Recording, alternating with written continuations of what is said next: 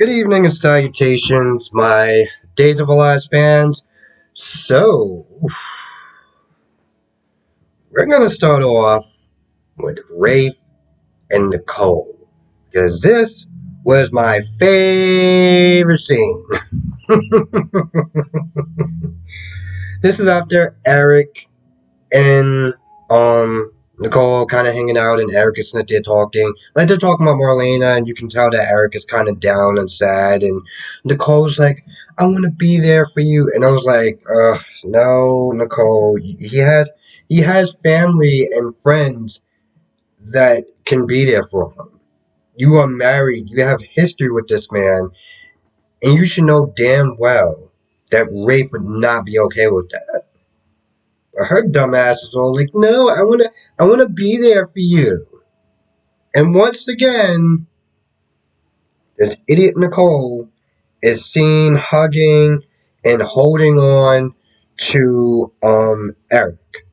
Okay, this is happening, and Rafe comes in and looks at that whole thing. He's like, "Yo, I am." I was like, he was like, "This is one too many times too much." Okay, he was with Sean and Rex. Talking about the care and everything like that, and he wanted to go there to try to track down Eric to give him, the news. So he stands there for a hot minute, like just taking it all in, just taking it all in. Finally, he's like, "Okay, I was like, now it's time for me to break this ish off." Walks over there, and you could tell they just both look hella guilty, more on Nicole's side, because she wants to be there for Eric. Yeah, okay, stupid. Um, so Rafe tells Eric and tells both of them about, the possible cure that was dropped off at the police station, and they're administering it to Marlene and Ed. So he's happy. He runs down there to the hospital, and Rafe was like, "You know what? Listen, maybe it will be good news, and I won't have to sit there and see you two hugging, being in each other's arms again." And she just has that look on her face, like, "What? What? What did you just say?" Rafe was like, "You heard damn well what I just said." Okay, he was like, he's done. He was like, "I'm tired of seeing y'all two together. I'm sick of it." He pretty much goes in on her.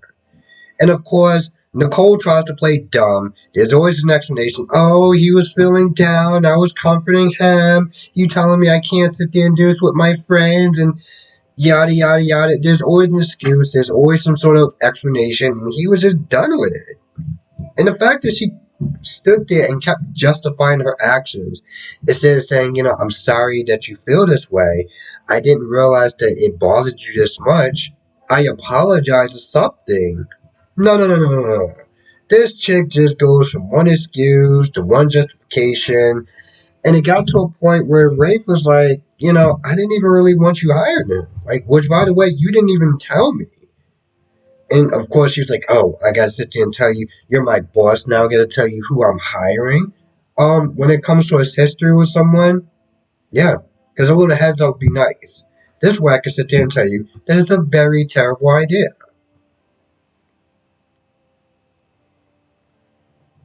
Then he talks about the fact that she's the one that wanted to get the quickie marriage. Of course, she says, "Well, I didn't know how long it was going to be until you solved the case, so, I figured we just do it now." And Rafe was like, "No, no, no. You did this because you felt if you rushed this marriage, that it would somehow help you get over your feelings for Eric." And at that point, he was done. He walked off. Now, Jada, I guess she came back. No, no, no. I don't know where else she was going. But she saw the whole thing, and she was just about to like walk up, and she just had to hit the speed bump, hit the brakes, and just looked at that whole thing and was like, "Yeah, I'm not getting involved in whatever that is." She walks off. Rafe walks off. The coach's like, "No, you can't leave." Like, "Well, let's talk about this." Because at first he walks off, and she's like, "No, you're not just gonna sit there and we're gonna talk about it." And Rafe was like, "What is there left to talk about?" He walks off, which any normal person would have done. Um, so now she's standing there looking stupid. Jada's like, I want no parts of whatever this is, and so she goes and um, then she gets to the hospital and Eric and them hug and stuff like that, and so they got that whole thing going on. Um, John, and watching this whole scene with John taking the chair and he's about to break, and I was like, John, put down the vial. We got 37 minutes. Let's not waste it on whatever this is. So finally, he agrees to not do it, to not break it, because of Jada and Brady being like, don't do this. Don't do this. So Rex is like, I want to test it to make sure everything goes well. John was like, I don't know if this is, the cure. I don't know if, we're not using her as a guinea pig. So Rex is like, I'm gonna test it. But you got Eric or you have Brady. It's like, yo, that's gonna take a while. Like, I don't want to like just pump her with it and just see what happens. But they test it because at this point you got to stretch it out as long as possible. So meanwhile, while you got all that going on, you got you got what the hell is you got? Oh, you got Chloe that goes over to Kristen's place to try to broker some sort of truce. But I'm like, it's Kristen. I don't really understand what is it you think you're gonna accomplish from going to her. So of course it goes exactly the way that people think it's gonna go. Nowhere. Um, Chloe thinks that, that they're gonna be fine regardless of what Kristen is doing, and Rachel will come, Rachel will sit there and work it out or whatever. And Kristen just keeps alluding to the fact that Brady's going to just dump Chloe for her. Now, of course, also Chloe was not there. Chloe told Kristen about the whole telling the judge about the whole letter opener and everything like that, and how she recorded it. But at the end of the day, Kristen just keeps gloating. And Chloe's like, I know, whatever, I tried. So she goes to the hospital, talks to Brady, and, she gets news as far as, like, a possible cure. Brady gets a call from Kristen, like, yo, listen, um, we still got an arrangement, so let's not forget that. You do realize that that stuff will come back if they don't keep getting more doses. And we're going to be honest, I love Kristen, I really do. Um, but this plan is hella whack. Okay, it really is. Like Kristen is just strong, fearless viper. You know, she got to blackmail this man and then getting back together with her.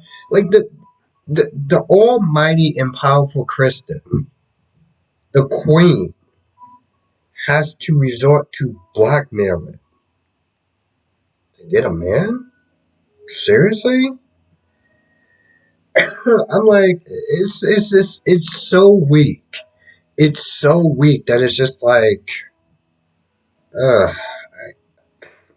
I just I can't. I really can't.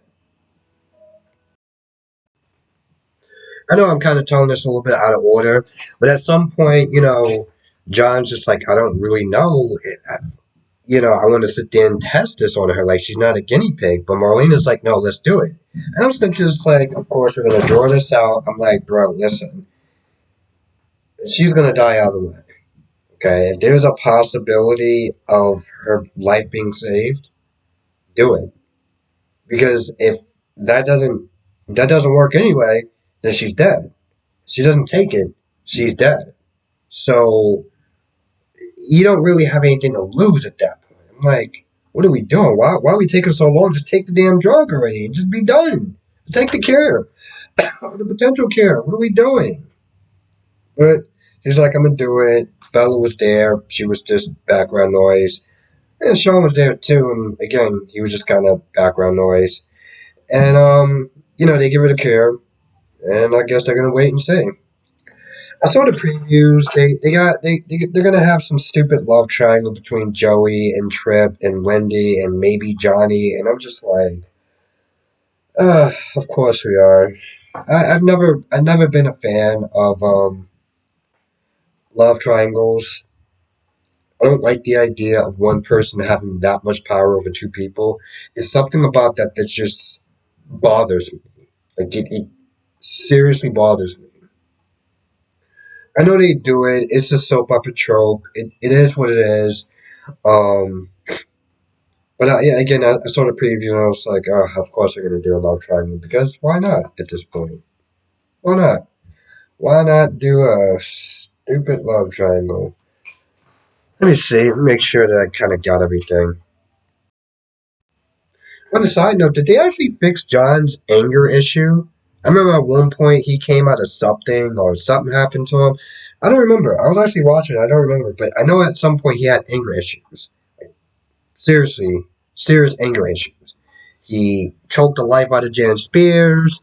He called Sammy some names that I'm just not going to really say. So, did they ever actually find a way to cure him of whatever that is? I feel like it was kind of still lingering, but I couldn't tell because he was about to smash the cure. And granted, this is a high pressure situation, like it's highly stressful situation.